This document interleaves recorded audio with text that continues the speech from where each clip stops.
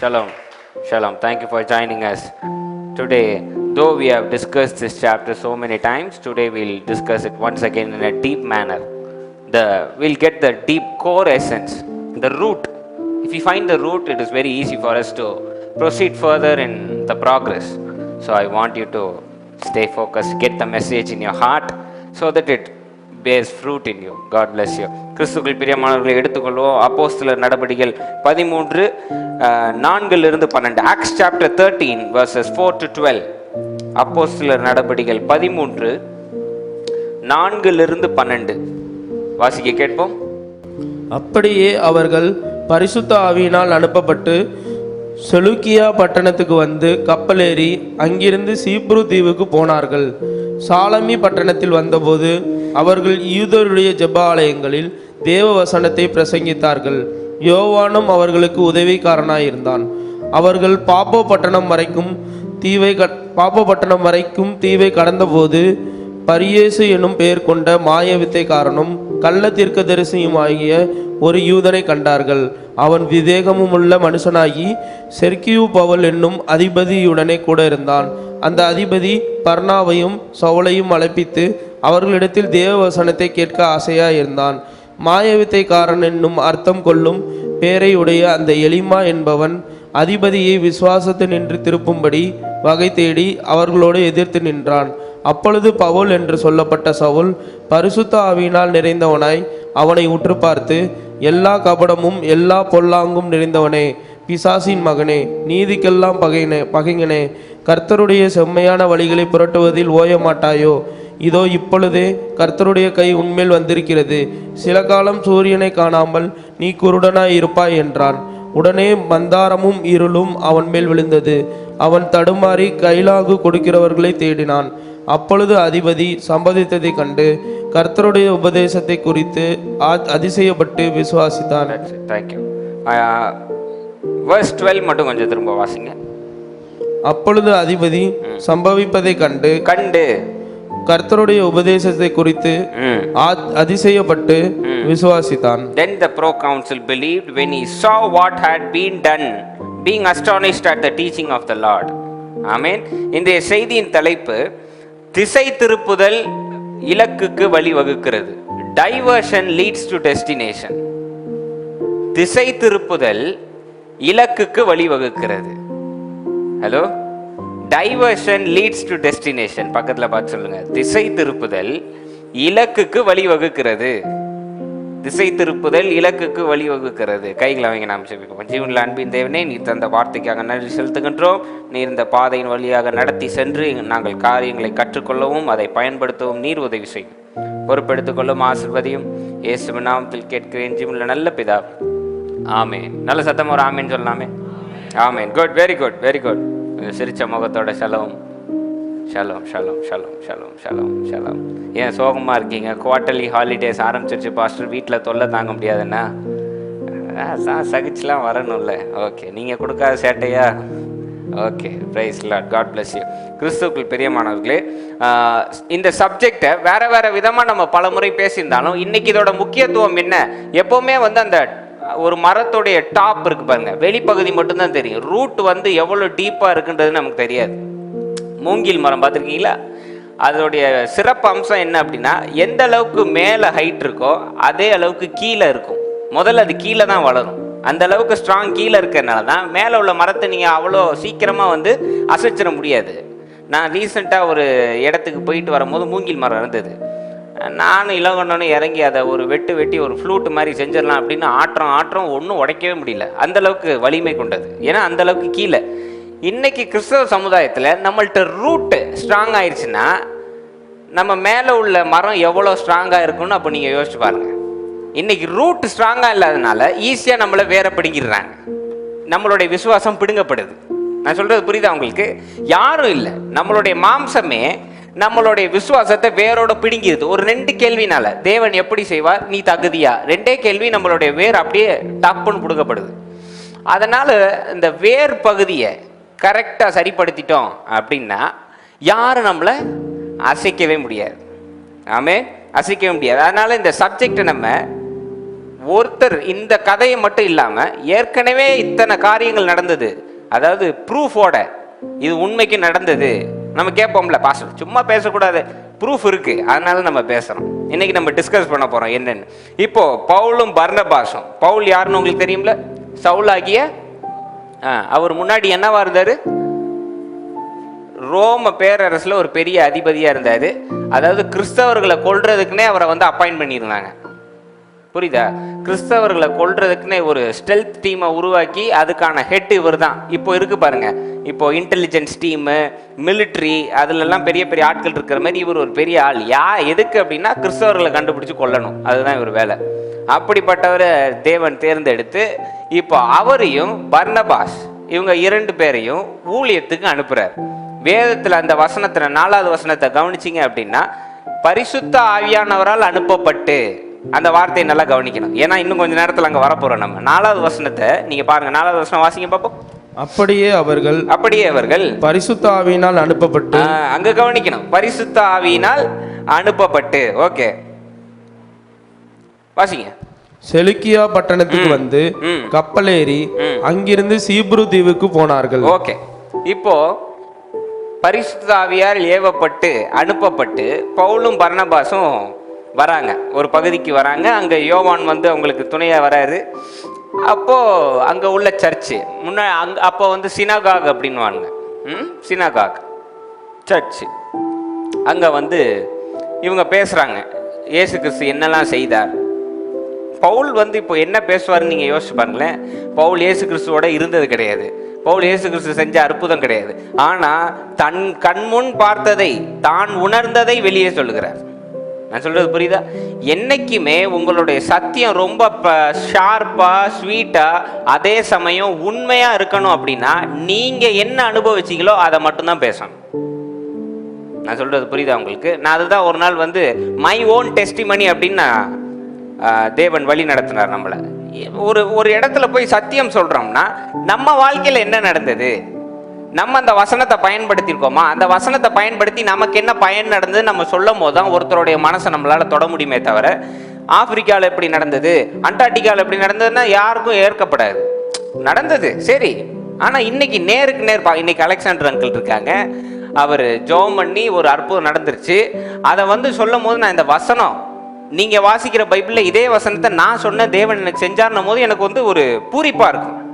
ஆமாவா இல்லையா? என் கூடயே இருக்காரு, நான் பார்க்குறேன் சண்டே அவர் இந்த வசனத்தை சொல்லும்போது நான் சொன்னா நடக்காத அந்த ஒரு தைரியம். எப்பவுமே நீங்க வெளியில போய் சத்தியம் சொல்லும் போது மற்ற கதைகளை சொல்லக்கூடாது. நீங்க என்ன அனுபவிச்சீங்களோ, நீங்க எதுல இருந்து ஆண்டவர் உங்களை மீட்டாரோ, தேவன் உங்களுக்கு என்ன அதை பேசும்போது தான் சத்தியம் எஃபெக்டிவா இருக்கும். அப்போ பவுல் வந்து போய் பேசுறாரு, தான் வந்து கிறிஸ்தவர்களுக்கு எய்த்து நின்னவன், கிறிஸ்தவர்களை எய்த்து கொண்டுகிட்டு இருந்தவன். ஆனால் ஒரு நாள் தேவன் அற்புத விதமாக தோன்றி என் கண்ணை குருடாக்குனாரு, அதே சமயம் 3ஆவது நாள் என் கண்ணை திறக்க செய்தார், ஞானஸ்தானம் எடுத்தோன்னே அப்படின்னு தன்னுடைய அற்புதங்களை பேசும்போது மக்கள்லாம் கவரப்படுறாங்க. அங்கே வந்து யூதர்கள், கிரேக்கர்கள், எல்லா நாட்டுக்காரர்களும் வர இடம் அந்த இடம். ஸோ வந்து பேசினாங்க.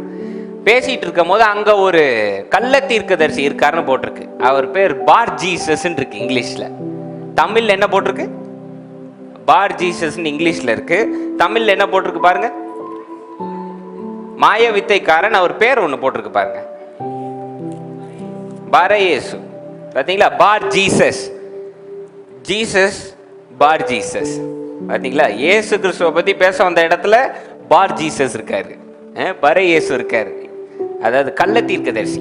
இயேசு கிறிஸ்து என்னெல்லாம் சொல்றாரோ அதுக்கு எதிர்மறையா சொல்றது பேரு கள்ள தீர்க்கதரிசிகள். நான் சொல்றது புரியுதா உங்களுக்கு? கள்ள தீர்க்கதரிசிங்கெல்லாம் மண்டை ஓடு மாட்டிக்கிட்டு இப்போ வேற மாதிரி ட்ரெஸ்ஸை போட்டுக்கிட்டு இருக்கிறது கள்ள தீர்க்கதரிசி கிடையாது. நல்ல நீட் அண்ட் கிளீனாக ட்ரெஸ் போட்டு கண்ணாடி மாட்டிக்கிட்டு இயேசு கிறிஸ்து சொல்றதே மாற்றி சொல்ற பேர் கள்ள தீர்க்கதரிசி. You have to be very careful. ரொம்ப ஜாக்கிரதையா இருக்கணும். கள்ள தீர்க்கதரிசினா அப்படிதான் விகாரமா அப்படி எப்படி இருப்பாங்கலாம் கிடையாது. They'll be NEET and clean. அவங்கள மாதிரி அழகா இருக்க முடியாது. ஆனா அவங்க பேச்சுல இயேசு கிறிஸ்து என்ன சொன்னாரோ அதுக்கு எதிர்மறையா இருக்கிறது பேர் தான் கள்ள தீர்க்கதரிசிகள். வேற எதுவும் கிடையாது. அவங்க கெட்டவங்க கிடையாது, அவங்களுடைய சிந்தை தான் சரி கிடையாது, அவங்க கத்துக்கிட்ட விதம் சரி கிடையாது, அவ்வளவுதான். ஆமென். ஜட்ஜ் பண்ணக்கூடாது, ஆனா ஜாக்கிரதையா இருந்துக்கணும். அல்லேலூயா, ஆமென். இயேசு கிறிஸ்து சொல்லுவாரு, எதை உண்போம் எதை உடுத்துவோம் என்று கவலைப்படாதீர்கள். ஆத்மாவை நீங்க சேகரிக்கலைன்னா, உங்க ஆத்மாவை நீங்க சரிப்படுத்தலைன்னா நீங்க உலகத்தையே ஜெயிச்சு என்ன பயன்னு ஆண்டவர் கேட்பார். அதே இதை மாற்றி பேசுறது தான் கள்ள தீர்க்கதரிசிகள். நான் சொல்றது புரியுதா உங்களுக்கு? தேவனுடைய ராஜ்யம் மனிதனுக்குள் இருக்கிறதுன்னு இயேசு கிறிஸ்து பேசும்போது இல்லை, தேவனுடைய ராஜ்யம் வெளியில இருக்குது, ஒரு நாள் தேவன் வருவார்னு பேசுறது கள்ள தீர்க்கதரிசனம். You have to be very careful. Difference கரெக்டாக கண்டுபிடிக்கணும். You have to be very careful. அப்போ அந்த கள்ள தீர்க்கதரிசி யாருன்னு பார்த்தீங்கன்னா, அந்த பகுதியோடைய அமைச்சர், அந்த பகுதியோடைய அதிபதி, அவருக்கு ரொம்ப க்ளோஸான ஆள் ஒருத்தர் இந்த கள்ள தீர்க்கதரிசி. அமைச்சரும் கள்ள தீர்க்கதரிசியும் ரொம்ப க்ளோஸ். அப்படி அவர் சொன்னா என்ன வேணாலும் செய்வார், அந்த மாதிரி ஆட்கள். அப்போ அந்த அமைச்சருக்கு வந்து பவுலும் பர்னபாஸும் பேசுறது தெரிய வருது. தெரிய வந்தோடனே அங்க ஒரு வார்த்தை நீங்க கவனிக்கணும். அவர் வந்து இன்டெலிஜென்ட் மேன் இருக்கு. அந்த அமைச்சர் வந்து ஒரு ஞானமுடையவர் இருக்கு.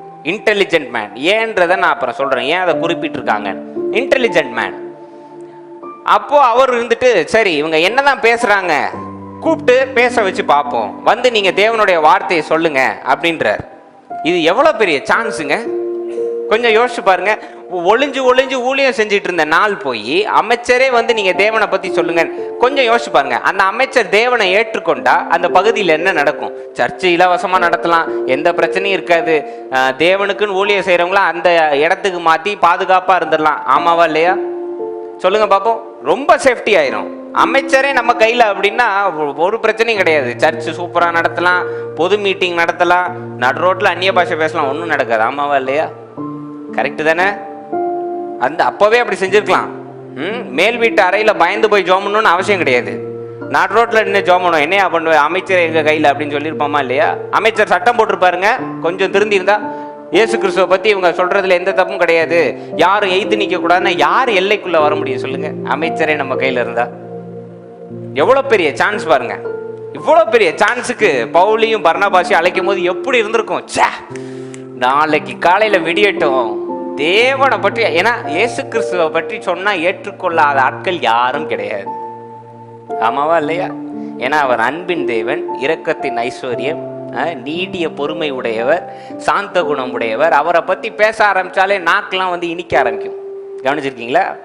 அப்ப அவரை பத்தி சொல்லிட்டா நாளைக்கு நம்ம வேலை போய் சொல்றதுப்பா, ஆண்டவர் பார்த்துக்குவாரு, ஆண்டவர் அவரை தூக்குறாரு அப்படின்னு எவ்வளவு சந்தோஷமா காலையில எந்திரிச்சு போகும்போது அந்த கள்ள தீர்க்கதரிசி என்ன பண்றாராம்?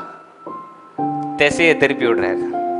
ஹலோ, என்ன பண்றாரு? திசைய திருப்பி விடுறாரு. அந்த வசனத்தை வாசிக்க பார்ப்போம்.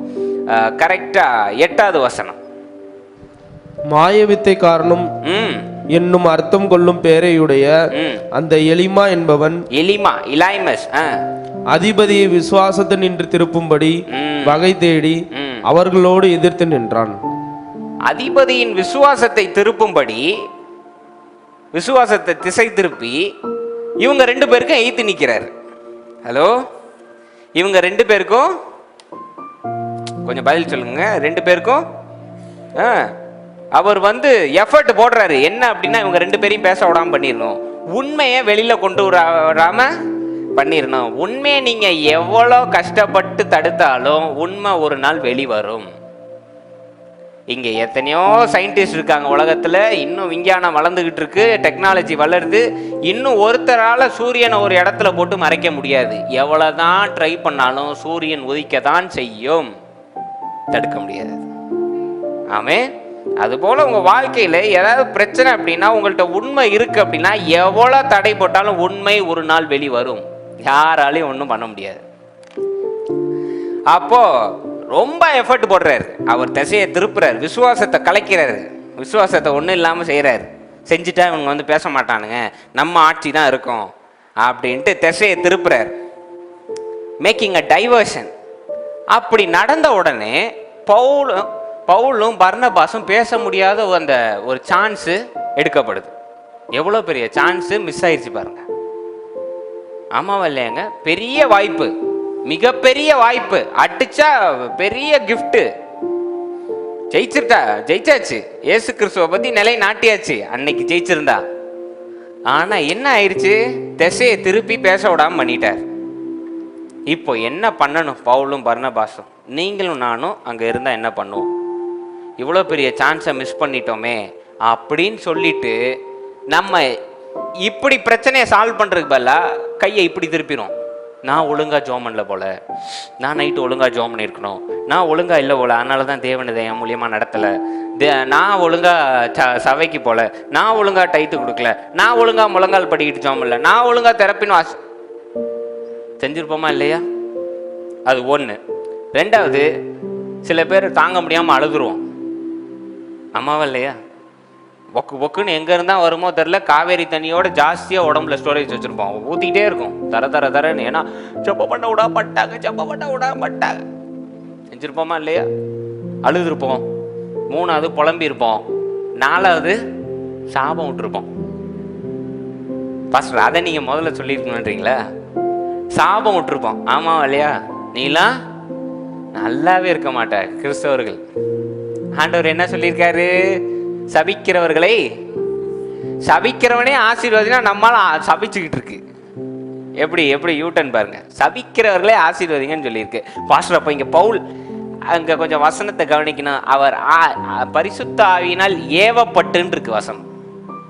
ஹலோ, என்னைக்குமே நீங்களா சபிச்சுட்டு ஆண்டவர் பேசினார்ல, ஆண்டவரை பற்றி பேசினார்ல, அதனால தான் நான் நெவர் அப்படிலாம் பண்ணீங்கன்னா டப்புன்னு உங்கள் பக்கம் திரும்பிடும்.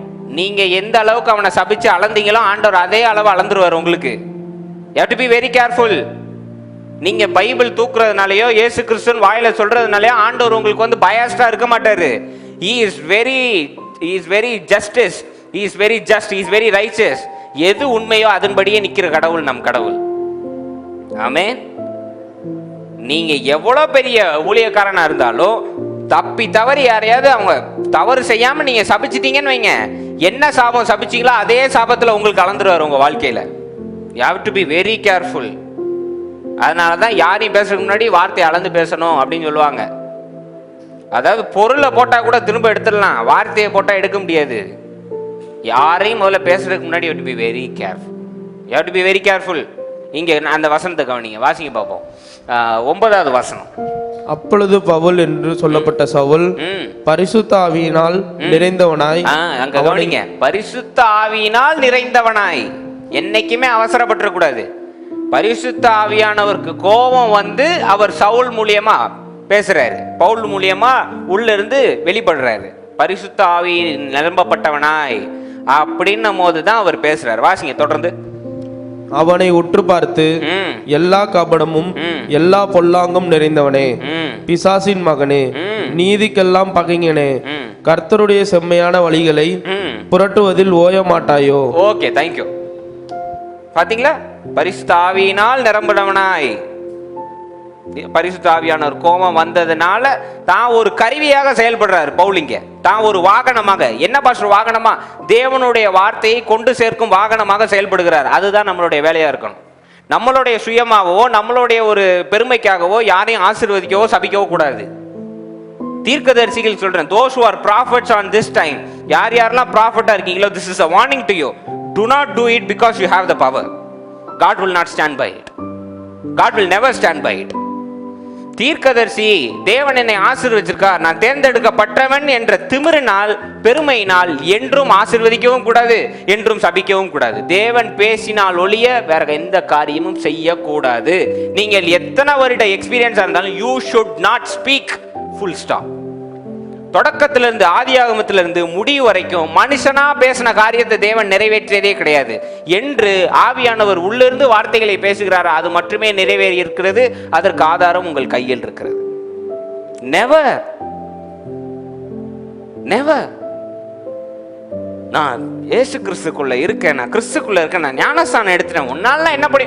you have to be very careful. என் ஃப்ரெண்ட் ஒருத்தர் இருக்காரு, Dineshan. Is my close friend. Is an Hindu. அவர் பிஷப் பீபர் காலேஜில் தான் படித்தார். அவர் படிக்கும் போது அவருடைய ஃப்ரெண்டு ஒரு பொண்ணு வந்து கிறிஸ்டின். என்ன சாமி கிறிஸ்டின். அந்த பொண்ணு ரொம்ப நாளாக வந்து நீ ஜீசஸ் கிரைஸ்ட் ஏற்றுக்கோ, ஜீசஸ். நானே அவனை கேட்டிசம் கிளாஸ்லாம் கூப்பிட்டு போயிருக்கேன். என் கூட வந்து சந்தோஷம் பொங்குதேன்னு பாட்டெலாம் பாடிக்கிட்டு இருந்திருக்கான். Is very good. He loves Jesus. அவனுக்கு இயேசு கிறிஸ்துவ பிடிக்கும், கிறிஸ்தவர்களை பிடிக்காது. நான் சொல்றது புரியுதா? மகாத்மா காந்தி ஒரு நாள் அதான் சொன்னாரு, கிறிஸ்துவ பிடிக்கும், கிறிஸ்தவர்களை பிடிக்காது. கிறிஸ்துவ அவனுக்கு பிடிக்கும், கிறிஸ்தவர்களை பிடிக்காது. ஏன்னா நான் சொல்றேன், அந்த சம்பவத்தை கேளுங்க. கூட படித்த பொண்ணு இந்த மாதிரி ஜீசஸ் கிரைஸ்டை ஏற்றுக்கோன்னு இவன் சொல்லியிருக்கான், என்னை ஃபோர்ஸ் பண்ணாத, எனக்குன்னு தோணும் போது நான் பார்த்துக்கிறேன், எனக்கு சில கேள்விகள் இருக்கு, தேவன் பதில் சொல்லட்டும், நான் ஏற்றுக்கிறேன். இது சாதாரணமாக சொல்கிறது தானேங்க, ஆமாவா இல்லையா? அந்த பொண்ணு உடனே சொல்லியிருக்கு, ஃபோன் பண்ணி ஒரு 2 மணி நேரம் பேசி கஷ்டப்பட்டு இவன் ஏற்றுக்கல. உடனே எப்படி மாறி இருக்கு பாருங்க கான்வர்சேஷன். ஒரு நாள் ஜீசஸ் வந்துடுவார், நான் பரலோகத்துக்கு போவேன், அப்போ நீ நரகத்தில் இருப்ப, நான் உன்னை பரலோகத்துலேருந்து பார்த்து சிரிப்பேன் அப்படின்னு இருக்கு அந்த பொண்ணு. இதை பார்த்துக்கிட்டு இருக்க தேவன் அளப்பாரா மாட்டாரா? சொல்லுங்க, பதில் சொல்லுங்க. இது ஆவியானவரால் ஏவப்பட்ட வார்த்தை கிடையாது, இது ஆவியானவரால் சொல்லப்பட்ட வார்த்தை கிடையாது. அப்போ பிதாவாகிய தேவன் இந்த வார்த்தைக்கு கணக்கு கொடுத்து இதை அளந்து விடுவாரா மாட்டாரா? இப்போ நீங்க சொல்லுங்க, இவ்வளவு வருஷம் கிறிஸ்தவத்துல இருந்து ஒரு 2 வார்த்தையில இந்த பொண்ணு இப்படி பேசிருச்சு, இப்போ யார் பரலோகத்துக்கு போவா? பதில் சொல்லுங்க பாப்போம். பொறுமையா இருந்த என் நண்பனா, இல்ல அவசரப்பட்டு தேவனை நான் தொழுது கொன்றேன்ற பெருமையில பேசின வார்த்தையை கொண்ட அந்த பொண்ணா? யார் பரலோகத்துக்கு போவா? சொல்லுங்க சொல்லுங்க. ஒன்றும் மரியாதை என் ஃப்ரெண்டுக்கு ஆண்டவர் கடைசியில் ஒரு வாய்ப்பை கொடுத்து டக்குன்னு மேலே கொண்டு போயிடுவார். ஆனால் பேசின வார்த்தைகளுக்கு கணக்கு கொடுக்கணுமே. நம்ம கிறிஸ்தவர்களா அந்த ஒரு மேட்டிமை, நான் உண்மையை நெவர், உண்மை தெரிஞ்சிருச்சு அவங்களுக்கு. கிறிஸ்தவம் பற்றி உண்மைக்குமே உங்களுக்கு தெரியுமா? நான் உங்களை திட்டுறேன் குத்துறேன்னு கிடையாது, நம்ம எல்லாரும் கற்றுக்குறோம். நானும் ஒரு காலத்தில் அங்கிட்டு உட்காந்து இதுதான் உண்மை அப்படின்னு கத்திக்கிட்டு இருந்தேன். இன்னைக்கு உண்மை தெரிஞ்சதுனால நான் உங்களுக்கும் நீங்க மாட்டிக்க கூடாது அப்படின்றதுனால சொன்னேன். கிறிஸ்தவம்னா என்னன்னு தெரியுமா? நமக்கு நம்மளாம் நினைக்கிறோம் கிறிஸ்தவம்னா உள்ள வந்த உடனே ஓஹோ ஓஹான்னு பாட்டு பாடி பரலோகத்துக்கு போயிடணும். கிறிஸ்தவத்துல முதல்ல சாகணும், மரிக்கணும். அதனாலதான் கிறிஸ்தவத்தோடைய அடையாளம் என்ன? கிறிஸ்தவத்தோடைய அடையாளம் கிரீடம் கிடையாதுங்க, cross. It is not a crown, it is a cross, which means you have to die first. Christianity oda first rule, you have to die first. Are you ready to die? நீங்க மரணம் சந்திக்க தயாரா இருக்கீங்களா? சொல்லுங்க. மரணம் அப்படின்னா உடனே இறந்து புதைச்சு திரும்ப உயிரோட ஆண்டவர் வரும்போது எந்திரிக்கிறது கிடையாதுங்க. இந்த மாம்சத்துக்கு ஒரு பெயர் கொடுத்துருக்காருங்க பாருங்க, ஜான் கால்டன். இந்த குலத்தை சேர்ந்தவன், இந்த மதத்தை சேர்ந்தவன், இந்த ஜாதியை சேர்ந்தவன், இந்த நாட்டை சேர்ந்தவன், இது எல்லாத்தையும் இந்த மாம்சத்துல ஒரு எண்ணங்கள் இருக்கு பாருங்க, மனசாட்சி, கான்சியஸ்னஸ், இது எல்லாம் இறக்க செய்து உயிரோடு கிறிஸ்துவுக்குள்ளே எந்திரிப்பது தான் கிறிஸ்தவம். ஹலோ, இயேசு கிறிஸ்து அப்படிப்பட்ட ஒரு ஞானஸ்தானம் எடுத்து தண்ணீர்னால் மட்டும் எடுக்கவில்லை, பரிசுத்த ஆவியினாலும் எடுத்தார். என்ன பாரு சொல்ல வரீங்க? அது எப்படி உங்களுக்கு தெரியும் அப்படின்னா, 18 வருஷம் தன்னுடைய மதம், குலம், பெயர் எல்லாவற்றையும் மறக்கிறதுக்கான ஒரு பெரிய பிராக்டிஸை மேற்கொண்டு அவர் ஞானஸ்தானம் எடுத்து அந்த தண்ணியை விட்டு வெளியில வரும்போது தான் இயேசு நசரேனாகிய இயேசுன்றது கிடையாது, இந்த தாய்க்கு பிறந்தன்றது கிடையாது, இந்த மதத்தை சேர்ந்தவன் கிடையாது, நான் தேவனுடைய பிள்ளை, நான் தேவனுடைய மகன் என்று அவர் தண்ணியிலிருந்து வெளியே வந்ததனால் வானம் திறக்கப்பட்டு இவரே என் நேசகுமாரன், இவர் மேல் you have to die. நம்ம இறக்கணும் முதல்ல கிறிஸ்தவத்துல. அப்படிப்பட்ட நம்ம என்னைக்குமே அவசரப்பட்டு இந்த பைபிளை கையில வச்சிருக்கோன்ற திமிர்ல நம்ம பேசக்கூடாது. சொல்றது புரியுதா? இது வச்சிருக்க ரொம்ப நல்லது, நான் இல்லைன்னு சொல்லல, ஆனா இது பெருமையா ஆயிடக்கூடாது. பெருமை கொள்ளுகிறவனை தேவனே எய்த்து நிற்கிறார். நீங்க பைபிள் வச்சிருந்தாலும் அவர் கவலைப்பட மாட்டார். you have to be very very very careful. அவசரப்பட்டு பேசிடக்கூடாது. ஏன் சொல்ல வரேன் அப்படின்னா, பேசின பிறகு அதை உங்களால திரும்ப எடுக்க முடியாது. தேவன் டக்குன்னு டேப் வச்சு அளந்துருவாரு, இவ்வளவு பேசுனியா, இவ்வளவும் உனக்கு நான் திரும்ப தரேன். நீங்க யார பேசுனீங்களோ அவர் பதில் சொல்லன்னு வைங்க, அவர் ஆண்டவர் மேல உயர்த்திட்டு போயிட்டே இருப்பார். சொல்றது புரியுதா? அதனாலதான் நம்ம திட்டினவங்க எல்லாரும் மேல போயிட்டு இருக்காங்க, நம்ம அப்படியே இருப்போம். ஏன்னா நீங்க அவசரப்பட்டு வார்த்தையை விட்டுறீங்க, ஆண்டவரும் அளந்துருவார். அதை you have to be very careful. இங்க பவுல் நிரப்பப்படுறார் ஆவியானவரால், அதனால பேசுறார். சரி, இப்போ என் முக்கியமான கேள்வி என்ன அப்படின்னா, 4வது வசனத்துல வாசிச்சோம். 4வது வசனத்தை கொஞ்சம் திரும்ப வாசிங்க பாப்போம். 4வது வசனத்தை. அப்படியே அவர்கள் பரிசுத்த ஆவியினால் அனுப்பப்பட்டு நிரப்பப்பட்டு செலுக்கியா பட்டணத்துக்கு வந்து கப்பல் ஏறி அங்கிருந்து பரிசுத்த ஆவியானவரால் நிரப்பப்பட்டு அனுப்பப்பட்டுன்னு நினைக்கிறேன். அனுப்பப்பட்டு 4வது வசனத்துல பரிசுத்த ஆவியானவரால் அனுப்பப்பட்டு, 8வது வசனத்துல இலாய்மஸ்னால தடை ஏற்படுது. என்னுடைய கேள்வி என்னன்னா, பரிசுத்த ஆவிதான் அனுப்பியிருக்காரு, எதுக்கு தடை வரணும்? அப்போ இது தேவனுடைய சித்தம் இல்லையா? பரிசுத்த ஆவியானவர் சோதிச்சு பார்க்கறாரா? பரிசுத்த ஆவியானவர் சும்மா விளையாடுறாரா? சொல்லுங்க. இன்னைக்கு இங்க கொஞ்சம் நீ பாருங்க. இன்னைக்கு தேவன் ஒரு காரியத்தை உங்களை சொல்லி நடத்தினா அது ஸ்மூத்தா இருக்கணுமா இல்லையா? இருக்கணுமா இல்லையா? ஏன்னா தேவனே சொல்லியிருக்கார், அவர் தான் சொல்றாரு நீ போப்பா நான் பாத்துக்கிறேன்னு. கரெக்டா? அப்போ ஸ்மூத்தா இருக்கணுமா இல்லையா? இங்க எங்க 8வது வசனத்துல ஒரு 4 வசனம் கூட தாண்டலங்க, 8வது வசனத்திலே தடை வருது. ஏன்? மிகப்பெரிய வாய்ப்பு, பரிசுத்த ஆவியானவர் தான் அனுப்புறாரு, செஞ்சிருந்தா மிகப்பெரிய ஒரு பரிசு கிடைச்சிருக்கும். ஆனா 8வது வசனத்திலே தடை. அனுப்புனது ஆவியானவர்.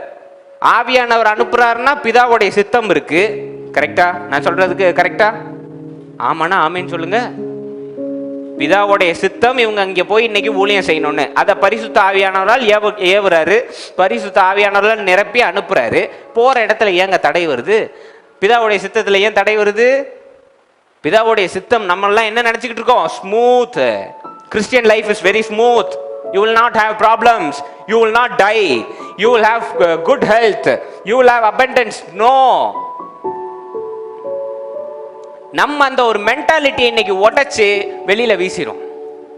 இங்க பாருங்க, எத்தனை பேர் அது தயாரா இருக்கீங்க? இந்த ஒரு மென்டாலிட்டி இருக்கு பாருங்க. கிறிஸ்தவ வாழ்க்கை என்றால் ஸ்மூத்தா இருக்கும், அப்படியே எந்த பிரச்சனையும் இல்லாம அப்படியே நீந்தி போயிட்டே இருக்கலாம் பாஸ்டர் அப்படின்னீங்கன்னா இன்னைக்கு அந்த மென்டாலிட்டியை உடைச்சு தூக்கி போட்டுருங்க. ஏன்னா இங்க 4வது வசனத்துல பரிசுத்த ஆவியானவர் பிதாவுடைய சித்தத்தின்படி இவர்கள் ஊழியத்துக்கு செல்றார்கள். பிதாவுடைய சித்தத்தின்படியே 8வது வசனத்துல தடை ஏற்படுகிறது. என்னங்க நடக்குது? இப்படி ஒரு பிளாக் நமக்கு வந்தா நம்ம இன்னைக்கு என்ன பண்ணிடுறோம்? டக்குன்னு ரீசன் அவுட் பண்ணிடுறோம். டக்குன்னு ஒரு கன்க்ளூஷன் வந்துரும். என்ன அப்படின்னா இது தேவனுடைய சித்தம் கிடையாது. ஒரு தடை வந்துருச்சு அப்படின்னா இது தேவனுடைய சித்தம் கிடையாது. இன்னைக்கு வினோத்தனை இன்னொரு வீடு கெட்டுறாருன்னு வைங்களேன், ஆரம்பிக்கும் போதே பெரிய தடை வருது. உடனே டக்குன்னு நமக்கு என்ன மைண்ட்ல ஸ்ட்ரைக் ஆகும்? இது தேவனுடைய சித்தம் கிடையாது, சரியான நேரத்துல வாங்கல போல, சரியான முறையில நம்ம வாங்கல போல, தேவனுக்கு நம்ம ஒழுங்கா ஜோமினிட்டு செய்யல போல. இது எல்லாம் நமக்கு தோன்றுமா இல்லையா? ஆமாவா இல்லையா? குயிக்கா உடனே தடை வந்துட்டா தேவனுடைய யார் சொன்னா? தேவனுடைய சித்தம் என்னன்னு நீங்க கேக்குறீங்கல்ல, நிறைய பேர் கேட்பீங்க, ஜோமனி சொல்லுங்க பாஸ்டர் தேவனுடைய சித்தம் என்ன அப்படின்னு. என்னுடைய பதில் உங்களுக்கு என்ன தெரியுமா? எந்த பாதை ரொம்ப பிரச்சனையா இருக்கோ அதுதான் தேவனுடைய சித்தம் சிஸ்டர் பிரதர், நீங்க அதுல கண்டினியூ பண்ணுங்க.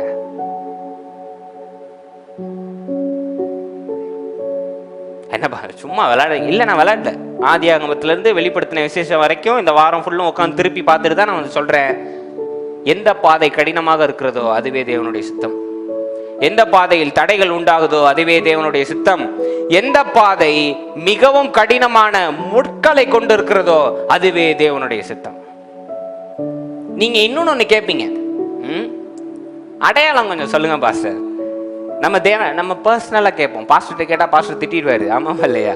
ஆனால் மனசுக்குள்ள கேட்போம். இன்னைக்கு நான் சர்ச்சுக்கு போவேன், பாஸ்டர் ஒயிட் கலர் சட்டை போட்டு வரணும், நான் அன்னைக்குன்னு பார்க்க கருப்பு போட்டு வருவேன். நம்ம கேட்போமா இல்லையா? இன்னைக்கு நான் வெளியில போவேன், இது நடக்கணும். இப்போ நான் கரெக்டா நான் சில நேரம் நானே பண்ணியிருக்கேங்க. கரெக்டா வண்டியில போயிட்டு இருப்பேன், ரெட் லைட் இருக்கும். ஆண்டவரே நான் உங்களுடைய வேலையா போயிட்டு இருக்கேன், உங்களுடைய சித்தம்னா கிரீன் லைட் போகணும், டக்குன்னு கிரீன் லைட் விடும், சர்ன்னு போயிடும் வண்டி. ஆண்டவர் சித்தம் அப்படி போனா அன்னைக்கு காரியம் விளங்கவே விளங்காது.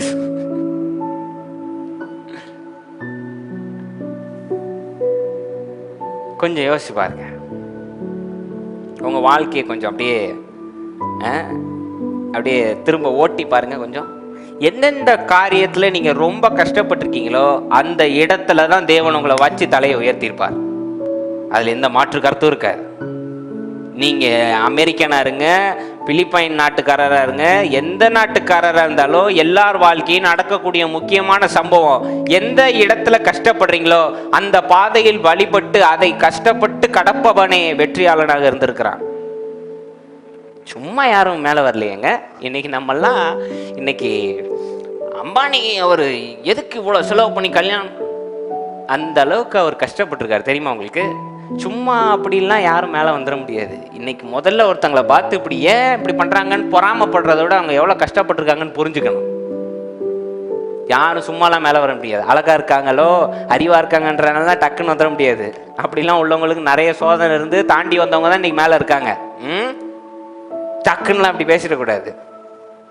சொல்லுங்க, இன்னைக்கு நம்ம தேவன்ட்ட அடையாளம் கேட்குறோம். ஆண்டவரே இது வந்துட்டுனா நான் க்ளீனாக போயிடுவேன்.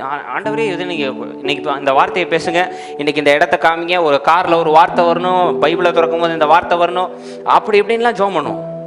தேவனுடைய அடையாளம் என்னன்னு நான் சொல்லவா உங்களுக்கு? மிகப்பெரிய தடை வருவதே தேவனுடைய அடையாளம் நீங்கள் சரியான பாதையில் இருக்கிறீர்கள் என்பதற்கு. ஹலோ, நீங்க சரியான பாதையில போயிட்டு இருக்கீங்க அப்படின்றதுக்கு எது அடையாளம்னா மிகப்பெரிய தடை. எப்படி பாஸ்டர் சொல்றீங்க? யோவான் 10:10 வாசிங்க பார்ப்போம். எல்லாருமே எடுத்துக்கங்க. யோவான் 10:10 இது முக்கியமான ஒரு காரியம். யோவான் 10:10 திருடன் திருடவும் கொல்லவும் அழிக்கவும் வருகிறான் நன்றி. போதும், அழிக்கிறான் வருகிறான் நன்றி வேறொன்றுக்கும் வரான். அதை கொஞ்சம் திரும்ப வாசிங்க அதே வசனத்தை. திருடன் திருடவும் திருடவும் கொல்லவும் கொல்லவும் அழிக்கவும் வருகிறான் நன்றி. அழிக்கவும் வருகிறான் நன்றி. வேறொன்றுக்கும் வரான். கொல்லவும் அழிக்கவும் வருகிறான். சரி, இப்ப என்னை கொஞ்சம் பாருங்க. திருட எந்த வீட்டுல திருட போவான்? கொஞ்சம் சொல்லுங்க. என்ன பாஸ்டர் எங்களுக்கு எக்ஸ்பீரியன்ஸ் இருக்க மாதிரி கேட்குறீங்க? அப்படி சும்மா பொது அறிவில் கேட்டேங்க, உங்களை நான் திருடன்னு சொல்லலை. சும்மா சொல்லுங்க, திருடன் எந்த வீட்டுக்கு போவான்? எங்கே காசு இருக்கோ, எங்கே பணம் இருக்கோ, யார் கொஞ்சம் டப்பு ஜாஸ்தியாக வச்சுருக்கா, ஆமாவா இல்லையா? அப்படி நோட்டம் விடுவான் கொஞ்சம் நாள். இந்த அம்மா தான் நிறைய செயின் போட்டிருக்கு, கணக்கு என்ன மாதிரி கணக்கு பண்ணுவானுங்க. அப்புறம் தான் அந்த வீட்டுக்கே இறங்குவான். ஆமாவா இல்லையா? ஆமாவா இல்லையாங்க? அப்போது உங்கள் வாழ்க்கையில் பிரச்சனை வருதுன்னா அப்போ ஏதோ உங்கள்கிட்ட இருக்குன்னு தானே அர்த்தம். ஆமாவா இல்லையா? இருக்குல்ல. நீங்கள் ஒன்றும் இல்லைன்னா பிசாசு உங்கள்கிட்ட என்ன திருட வருவான் சொல்லுங்க? ஒன்றுமே இல்லைன்னா பிசாசு எதுக்கு உங்களை துன்புறுத்த போகிறான்? நீங்கள் எதுக்கும் பிரச்சனை கிடையாது, அவனையும் நீங்கள் சீண்ட போகிறது கிடையாது, அவன் எதுக்கு உங்களை வந்து துன்புறுத்த போகிறான்? இப்போ இங்கே ஒரு பெரிய குழி இருக்குது, நீங்கள் குழிக்கு நேராக நடந்து போயிட்டு இருக்கீங்க. பிசாசு வந்து சொல்லுவானா, குழியில் விடுவ போகிற, நான் அவனை தூக்கிட்டு போயிடுறேன்னு சொல்லுவான்னு? சொல்லவே மாட்டான். அமைதியாக இருப்பான். அமைதியாக வேடிக்கை பார்த்துட்டே இருப்பான். ஏன்னா சத்தம் கொடுத்தா விழுந்துருவான்னு தெரியும். ஆமாம் இல்லையா? நீங்கள் யாரையாவது பயமூர்த்தி விளாண்டுருக்கீங்களா? பயமூர்த்திலாம் பார்த்துருக்கீங்களா? நான் வீட்டில் நிறைய பண்ணுவேன். அப்போ என்ன ஆகும்னா, கரெக்டாக ஒளிஞ்சிருக்கும் போது யாராவது போகும்போது நான் சொல்லுவேன், நான் வருவா, யாரும் சொல்லிடாதீங்க நான் இங்கே ஒளிஞ்சிருக்கேன்னு சொல்லக்கூடாது. யாராவது ஒளிஞ்சிட்டு நான் இங்கே தான் ஒளிஞ்சிருக்கேன் அப்படின்னு சொல்லுவீங்களா? சொல்லுங்க. இல்லை இதுக்கு இப்போ கண்ணாமூச்சி விளாண்டுருக்கீங்களா? சின்ன வயசில் விளாண்டுருக்கோமா இல்லையா? இப்போ விளாட வேண்டாம், இவங்க அமைதியாக இருக்கணும். சர்ச்சில் அந்த பையன் உடனே கை தூக்குறான், வாங்க விளாடுவோம் pastor. No, after church. Okay, கண்ணாமூச்சி விளாண்டுருக்கோம். எல்லாருக்குமே அந்த விளையாட்டு தெரியும். யாராவது போய் ஒளிஞ்சிட்டு நான் இங்கே இல்லை அப்படின்னு சொல்லுவீங்களா? கப்சிப்புன்னு அமைதியாக மூச்சு கூட விடாமல் உட்காந்துருப்போம், மூச்சு அடக்கிட்டு. யோகாசனம்லாம் அங்கே தான் பண்ணுவோம். மூச்சு விடக்கூடாது, கண்டுபிடிக்க கூடாது. ஆமாவா இல்லையா? ஏன்னா சத்தம் கொடுத்தா கண்டுபிடிச்சிருவாங்க. அதனால அமைதியாக இருப்போம், மாட்டிடக்கூடாது. அது மாதிரி பெரிய குழியில் உழுவ போறீங்கன்னா பிசாசு ஏன் சொல்லுவான்? மாட்டுக்கு அடிக்காதான், ஒழுகட்டும், வந்துட்டான் அதுட்டு இருப்பானா இல்லையா? இப்போ நல்லா புரிஞ்சுக்கோங்க. எந்த பாதையில் போகும்போது எந்த பிரச்சனையும் வரலையோ நீங்கள் தவறான பாதையில் போயிட்டு இருக்கீங்கன்னு அர்த்தம். கொஞ்ச நேரத்தில் பெரிய குழியில் விழுந்து யாரும் உங்களை காப்பாற்ற முடியாத பகுதிக்கு நீங்கள் போயிட்டு இருக்கீங்கன்னு அர்த்தம். நான் சொல்றது புரியுதா? புரியுதாங்க உங்களுக்கு? எந்த பாதை பிரச்சனையே வராம ஒரு காரியம், நல்ல ஒரு காரியம், ஒரு வீடு வாங்கணும் ஒரு முடிவு பண்ணி ஸ்மூத்தா அப்படி போதுன்னு வைங்க, அந்த வீடு விளங்க போறது இல்லைன்னு அர்த்தம். என்ன பாஸ்டர் இவ்வளவு கடுமையா பேசுறேன்? உண்மையை அப்புறம் உண்மையா தானங்க சொல்ல முடியும், மாத்தியா சொல்ல முடியும்? சொல்லுங்க. எந்த ஒரு காரியம் அப்படியே ஸ்மூத்தா போதோ அது விளங்குனதா சரித்திரமே கிடையாது. கிடையவே கிடையாது.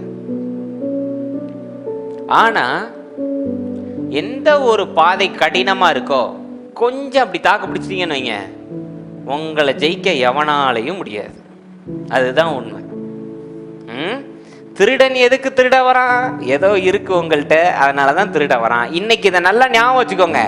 ஒரு பிரச்சனைன்னு ஒண்ணு வருது, ஒரு தடன்னு ஒண்ணு வருதுன்னா உடனே உட்காந்து பேப்பர்ல எழுதக்கூடாது இது தேவனுடைய சித்தம் இல்லை அப்படின்னு 3 நாள் ஃபாஸ்டிங் போட்டு சித்தத்தை மாத்துங்க. ஆண்டவர் உங்களை சித்தத்துல தான் நடத்துறாரு. நீங்க கொஞ்சம் அமைதியா இருந்தா போதும். பைபிளே அதான் சொல்லுது, கொஞ்சம் அமைதியா இரு. Be still, stand firm. எதுவும் நீ பண்ண வேண்டாம், நீ பாட்டுக்கு அமைதியா நெல்லு. தடையை கொஞ்சம் அப்படி வாங்கிக்கோ, அடிபட்டா அப்படி வாங்கிக்கோ, பரவாயில்ல. நெடுங்காலமாய் காத்திருத்தல் என்ன பண்ணுதான்? இருதயத்தை இளைக்க பண்ணும். விரும்பினது வரும் பொழுதோ ஒன் டே. அதாவது இந்த வெயில் சீசன் உங்களுக்கு தெரியும், தண்ணியே கிடைக்காம அப்படி வந்துகிட்டு இருக்கீங்க. வீட்டுக்கு போய் தண்ணி, வீட்டுக்கு வந்து அந்த சில் வாட்டரை குடிச்சா அந்த கஷ்டப்பட்டதெல்லாம் ஞாபகம் இருக்குமாங்க? டப்புன்னு பஷ்பமா மறைஞ்சு போயிடும். ஆமாவா இல்லையா? அப்பா குடிப்போமா இல்லையா? அது மாதிரி தான் பேசுறவங்க பேசட்டும், திட்டுறவங்க திட்டட்டும், சபிக்கிறவங்க சபிக்கட்டும். அதுக்கு நீங்க ரியாக்ட் பண்ணணும்னு அவசியம் கிடையாது.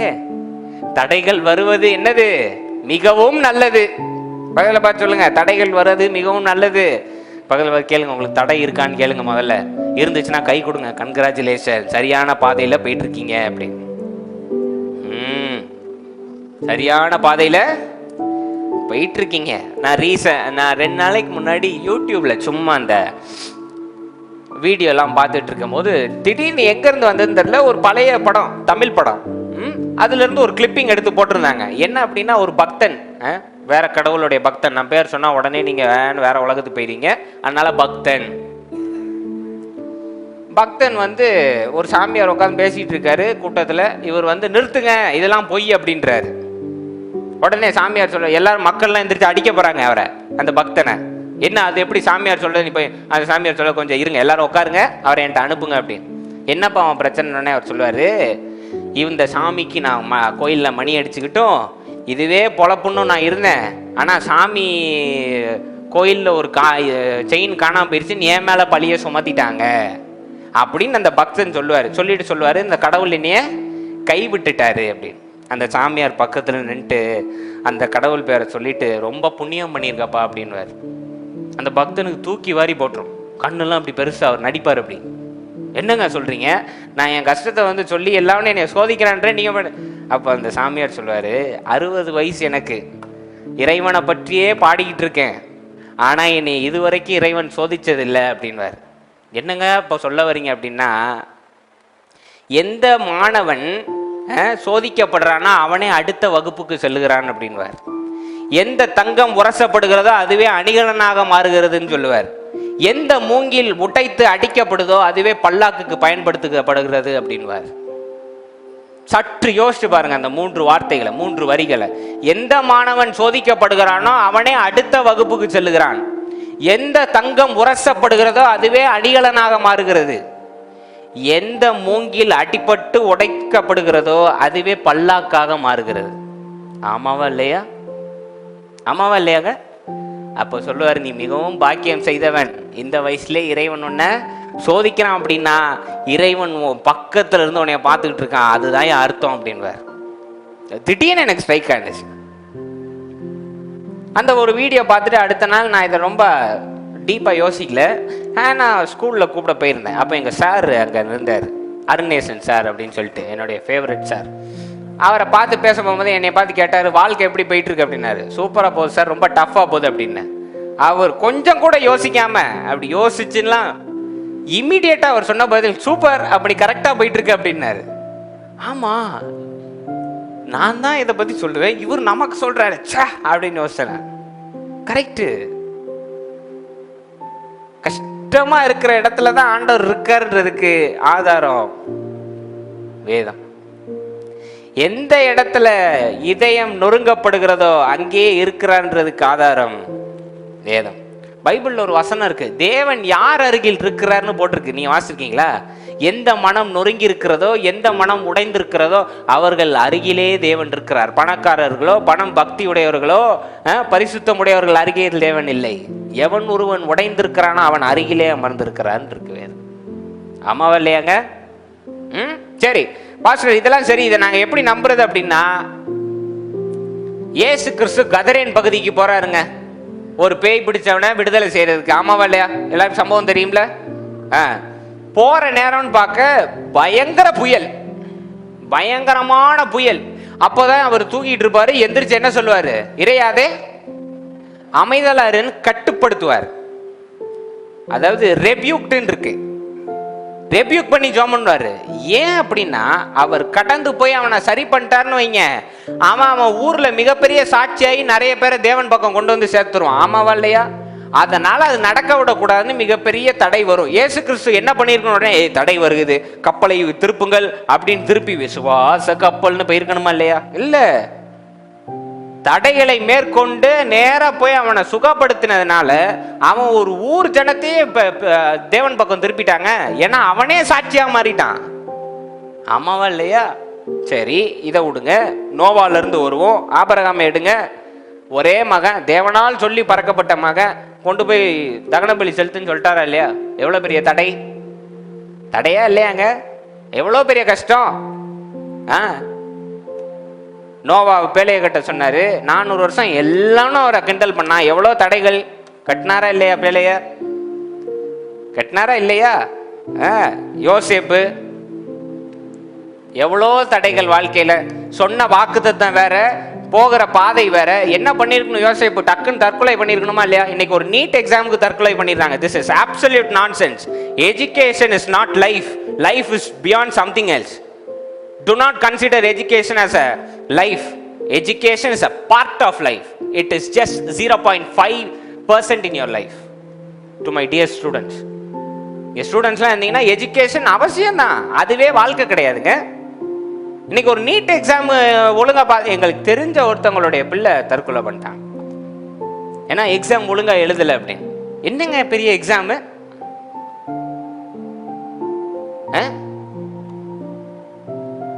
சொல்லுங்க. இன்னைக்கு ஒரு நீட் எக்ஸாம் ஒழுங்கா எழுதலன்னொன்னே நீங்க தற்கொலை பண்றீங்க. அன்னைக்கு யோசேப்பு அப்ப என்ன பண்ணிருக்கணும்? இன்னைக்கு ஒரு ஜெபம் கேட்கப்படலைன்னா உங்களுக்கு மன சோர்வாயிருது. இன்னைக்கு தேவன் ஒரு சின்ன காரியத்தை செய்யல, கொஞ்ச நாள் கழிச்சு செய்யலாம். அவர் நோன் கூட சொல்லல. தேவன் என்னைக்குமே உங்களை பார்த்து இல்லைன்னு சொல்லல, கொஞ்ச நாள் போகட்டும் தான் சொல்லியிருக்காரு. அதுக்கே நீங்க மனசு உடைஞ்சிருக்கீங்க. யோசேப்புல என்ன பண்ணிருக்கணும்? ஜெயிலுக்கு போன உடனே தற்கொலை பண்ணிருக்கணுமா இல்லையா? பண்ணிருக்கணுமா இல்லையா? நியாயமா இல்லையா? நான் கேட்கிற கேள்வி நியாயங்க. ஏன்னா வந்த வாக்குத்தத்தை வேற. ஏதாவது தப்பு பண்ணாரா யோசேப்பு? இல்ல. இப்ப நீங்க பேச போறீங்களா? நான் மைக்க கொடுத்து விடவா? இல்ல இல்ல, எந்த தப்பும் பண்ணல. யாரையும் எந்த துன்புறுத்தல் பண்ணல, யாரையும் போட்டு விடல, யாரையும் ஏத்தி விடல. அவர் பாட்டுக்கு நான் வேலையை போய் சாப்பிட வாங்கப்பான்னு கூப்பிட போனார். ஆமாவா இல்லையா? தேவன் தந்ததை தான் அண்ணன்க தானே சொன்னாரு. தூக்கி போட்டானுங்களா இல்லையா? எவ்வளவு பெரிய தடை. உடனே செத்துருக்கணும் இல்லையே? கஷ்டத்தை தாண்டினாரு. எந்த நாட்டில் போய் அடிக்கப்பட்டாரு அதே நாட்டில் அரசனானாரு.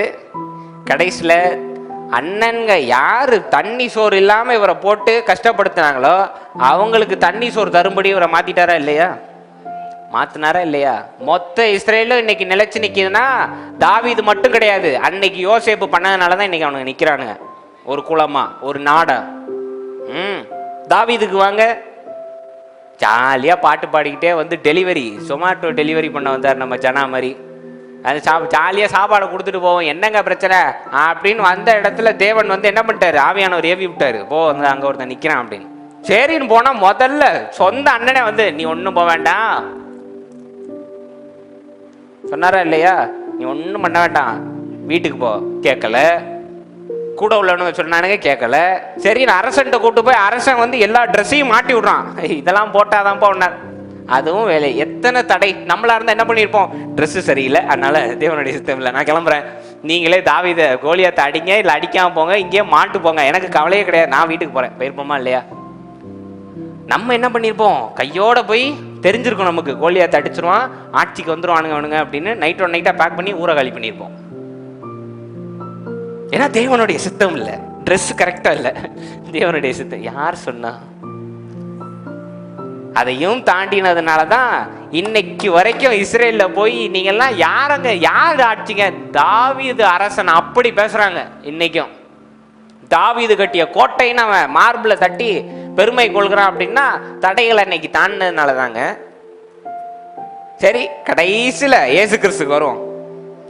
இயேசு கிறிஸ்து சிலுவைக்கு போறதுக்குள்ள எத்தனை தடை.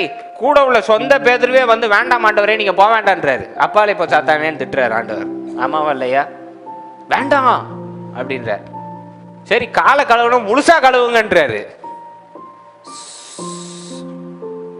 எவ்வளோ தடை. கூட உள்ள 12 பேர்ல ஒருத்தன் போய் போட்டு கொடுத்துட்டான். சரி ஒருத்தன் தான் போட்டு கொடுத்தான் அப்படின்னா இன்னொருத்தன் மறுதளிச்சுட்டான். கிறிஸ்துன்னு சொன்னவனே மறுதளிச்சுட்டான். எவ்வளோ தடை. தாண்டினாரா இல்லையா? தாண்டினதுனால தான் இன்னைக்கு சபைன்னு ஒன்று வச்சு உட்காந்து இயேசு கிறிஸ்து நீங்களும் நானும் கை தட்டிக்கிட்டு இருக்கோம். ஆமாவா இல்லையா? இல்லைன்னா நம்ம தட்டியிருக்க முடியுமா? தடையை தாண்டி அவன் முள்முடி சூட்டினா. இன்னைக்கு நம்மெல்லாம் passion of the Christ Jesus படத்துலலாம் ஒரு ட்ரெஸ்ஸோட தொங்க விட்ட மாதிரி அவர் நிர்வாணமாக சிலுவையில் 6.5 மணி நேரம் தொங்கினார்னு வேதத்தில் இருக்கு. சற்றும் யோசிச்சு பாருங்க உட்காந்து.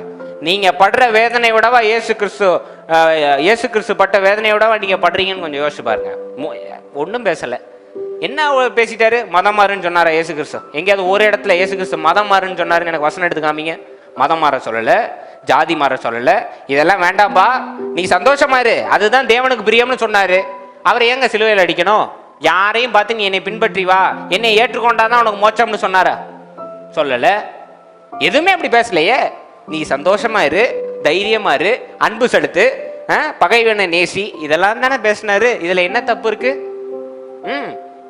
மூஞ்சில துப்புனானுங்க, 39 அடிகள் அடிச்சானுங்க, 1.5 டன் எடை கொண்ட சிலுவையை கொண்டு போய் ஷோல்டரை டிஸ்லோகேட் பண்ணிட்டானுங்க. இழுத்து ஆணி அடிக்கும் போது 2 ஷோல்டர் ஜாவும் கிழிஞ்சிருச்சு. கடைசி சொட்டு ரத்தம் வரை சிந்துற வரைக்கும் 6.5 மணி நேரம் தொங்க விட்டானுங்க. நிர்வாணமாக மண்டையில வந்து முள்முடி சூட்டி ஒரு முள் வந்து இந்த கண் வழியா வெளியில வந்திருந்தது. இவ்வளவும் தாண்டி தன்னைத்தானே அவர் அர்ப்பணித்ததனால் இன்று நீங்களும் நானும் அவருடைய ரத்தத்தினாலும் மாம்சத்தினாலும் உடன்படிக்கையை ஏறெடுக்கிறோம். ஆமாவா இல்லையா? எப்படி அன்னைக்கு சொல்லிக்கல இயேசு கிறிஸ்து, இவ்வளவு கஷ்டம்லாம் என்னால் பண்ண முடியாது. ஒரு வார்த்தை சொல்லும் ஆண்டவரே. ஒரு வார்த்தை சொன்னா ஒரு வேலைக்காரன் சொஸ்தம் அடையினானா ஒரு வார்த்தையில நம்ம பரிசுத்தமாவமா மாட்டோமாங்க? செஞ்சிருக்கலாமே இயேசு கிறிஸ்து. வானத்தில் உட்கார்ந்துட்டு இவர்கள் எல்லாம் பரிசுத்தமாக்கப்படட்டும் செஞ்சிருக்கலாம். Quick no, it is a hard way you have to take. கஷ்டம், தடை தாண்டுக்கணும். தாண்டினாதான் அப்போதான் வெளிப்படுத்துற விசேஷம் 3ல சொல்லப்பட்டபடி ஜெயம் கொள்கிறவன் எவனோ. அங்க கொடுக்கல பக்தியுடையவன் எவனோ, பரிசுத்தம் உடையவன் எவனோ, என் பெயரை சொல்லுகிறவன் எவனோ இல்ல, ஜெயம் கொள்கிறவன். எவன் ஜெயம் கொள்கிறான்? தடைகளை ஜெயிக்கிறவன், போரை ஜெயிக்கிறவனே ஜெயம் கொள்கிறான். அப்போ நீங்க போரை ஜெயிச்சு ஆகணும்ன்றது சட்டம். 10 கட்டளைகளை மீறி இன்னொரு மாறாத கட்டளை என்னன்னா, நிச்சயம் வாழ்க்கையில தடைகளும் போரும் வரும். ஜெயிக்கிறவனே தேவனுடைய பிள்ளைன்னு வேதம் கொடுத்துருக்கு. ஆமாவா இல்லையா? ஆமாவா இல்லையாங்க?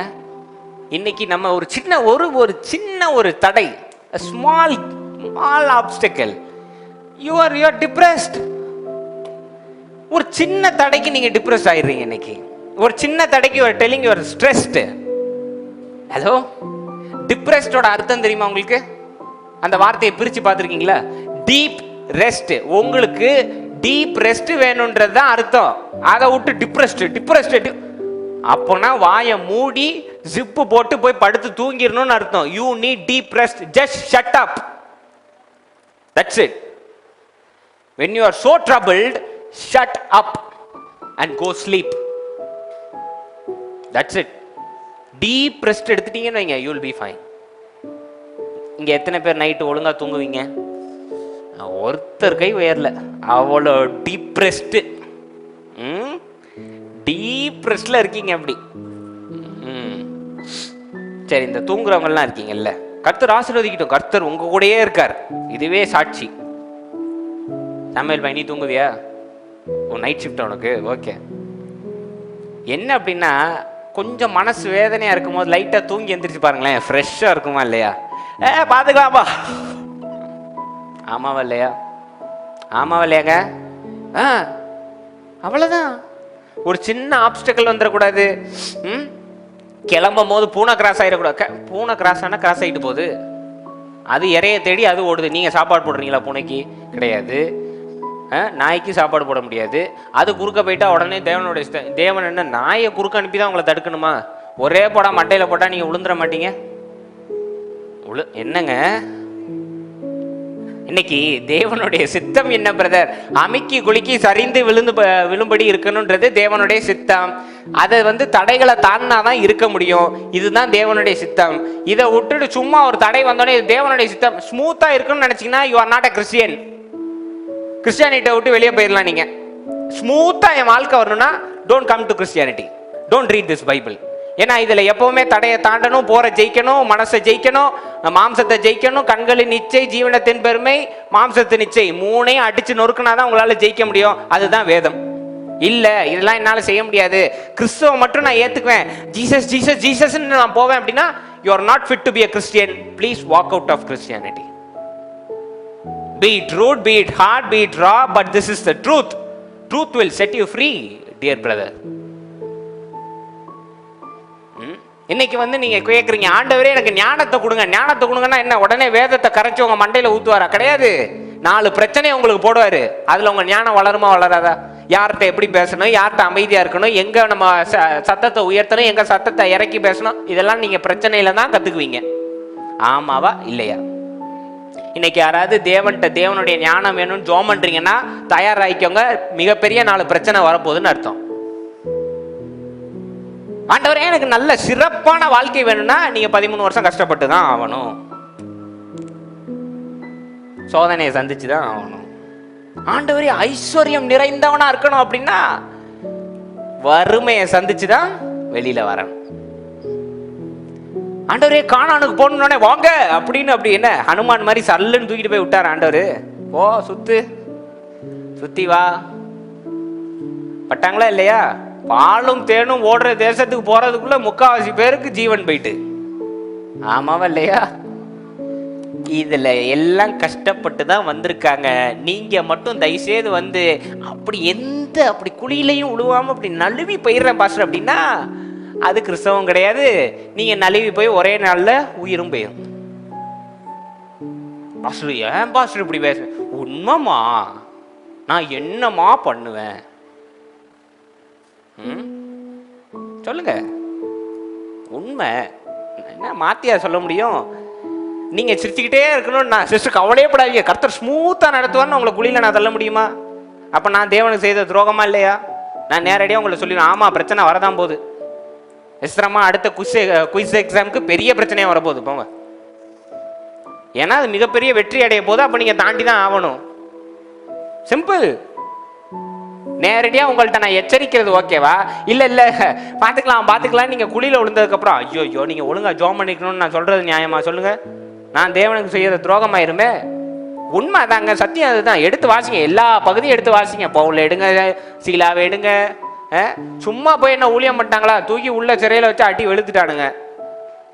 வெளுத்து கொஞ்ச நேரத்தில் பாட்டு பாடினதுல தான் சிறை உடஞ்சி இன்னைக்கு பவுலும் சீலாவும் நம்ம பாடுறோம்ல. பவுலும் சீலாவும் பாடும்போது என்ன பாடுவீங்க? அதுக்கப்புறம் சிறைச்சாலையில் அசைவாடி நீ எங்கள் மேலே அசைவா. சிறைச்சாலைக்கு போனாதான் அசைவாடுவாரு, வேற வழியே கிடையாது. அதுக்குன்னு உடனே நாளைக்கே எவனாவது அடிச்சு போட்டு சிறையில போய் உட்காந்துருக்காதீங்க.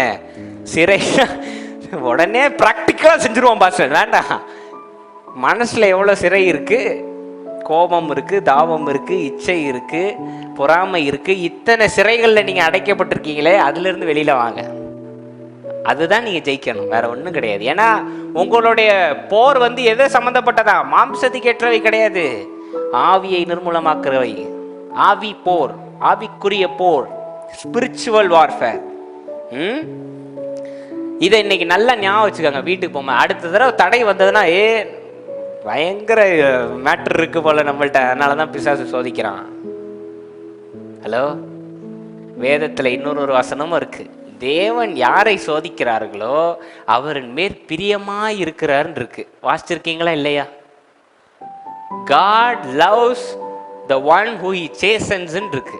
யார் சோதிக்கிறாரோ அவருக்கு ரொம்ப விருப்பப்பட்டவங்கள தான் சோதிக்கிறாராம், இல்லைன்னா சோதிக்க மாட்டாராம். இங்க எத்தனை பேருக்கு சோதனை இருக்கு? இப்ப மட்டும் எப்படி டாப்ல வருது கை? Good good good, very good. சோதனை நாங்க செங்கடல்ல போட்டு தான் சோதிக்கணும்னு அவசியம் கிடையாது. ஹெல்த் விஷயம், ஃபைனான்ஸ் இருக்குது, ஒரு ஒரு சின்ன ஒரு மன கஷ்டம் இருக்குது, அதாவது உயிர் பயம் பற்றி ஒரு சோதனை அது ஒன்று இருக்குது. இப்படிலாம் எல்லாருக்கும் ஒவ்வொரு சோதனை. செங்கடல் போனால் தான் சோதனையா? இன்றைக்கி மனுஷனுக்கு 1000 சோதனை இருக்குது. தூங்கி எந்திரிப்போமான்றதே ஒரு பெரிய சோதனை நமக்கு. என்ன நாளை காலையில் பொங்குவோன்றது ஸ்திரீகளுக்கு மிகப்பெரிய சோதனை. எல்லாம் இருக்குது, அரிசி இருக்குது, எல்லாம் இருக்குது, என்ன செய்கிறேன்னு தெரில. அப்படி ஒரு சோதனை. இப்படி எல்லா சோதனையும் இருக்குது மனுஷனுக்கு. இதை நீங்கள் ஜெயிச்சு வரணுமா இல்லையா? சும்மா ஒரு ஆண்டவர் பதில் தரல, ஆண்டவர் வந்து அங்கே கேட்கல, ஆண்டவர் இங்கே கேட்கல, எனக்கு சித்தம் இல்லை. இன்னைக்கு எஸ்ரமாட்ட ஜோம் பண்ணுறீங்க, ஃபோன் பண்ணி ஹாஸ்பிட்டலில் இருக்கீங்க, நாளை காலையிலாம் உயிர் பிரிஞ்சிடும் அப்படின்ட்டாங்க. எஸ்ரமாட்ட ஃபோன் பண்ணி ஜோம் பண்ணுறீங்க. எஸ்ரமா இருந்துட்டு வசனம் சொல்லிட்டு ஃபோனை வச்சுட்டாங்கன்னா என்ன பண்ணுவீங்க? நீங்கள் வந்து எதிர்பார்க்குறீங்க தீர்க்காயுசோட திரும்ப வரணும்னு எஸ்ரமா சொல்லணும்னு. எஸ்ரமா சொல்லாமல் வச்சுட்டீங்க, என்ன பண்ணுவீங்க? நாங்கள் என்ன, எங்களுடைய வேலை உங்கள்கிட்ட வசனத்தை கொடுக்கறது தான். இன்னைக்கு கிறிஸ்தவ சமுதாயமே எப்படி ஆயிடுச்சுன்னா, இன்னைக்கு வென்டிலேட்டர் பார்த்துருக்கீங்களா? வென்டிலேட்டர் போய் வச்சிருக்கீங்களான்னு கேட்கல, பார்த்தீங்களான்னு தான் நான் கேட்டேன். தெளிவாக நான் கேட்டேன். ஏன் பயத்தோட வென்டிலேட்டர் பார்த்துருக்கோம், மாட்டி படுக்க வச்சுருப்பாங்க.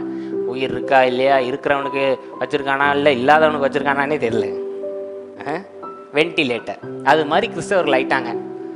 இப்படி ஒரு வென்டிலேட்டர் மாட்டி பாஸ்டர் பேசிக்கிட்டே இருந்தால் தான் உயிர் வாழ்வாங்க. வென்டிலேட்டர் லைட்டாக உருவினா போதும் உயிர் போயிடும். பாஸ்டர் பேசல, எனக்கு உயிர் போயிடுச்சு. என்னைக்கு அப்போ யோசேப்புக்கு யாருங்க கூட இருந்து வழி நடத்திக்கிட்டு இருந்தா? ஆவிக்குரிய தகப்பன் ஒருத்தர் இருந்தாரா? ஆவிக்குரிய தகப்பனாக, மகனே கவலைப்படாதே, மகனே நீ இதை செய்ய, மகனே 14 வருஷம் யாரும் பேசலைங்க, தன்னந்தனியாக மாட்டிக்கிட்டு இருக்காரு.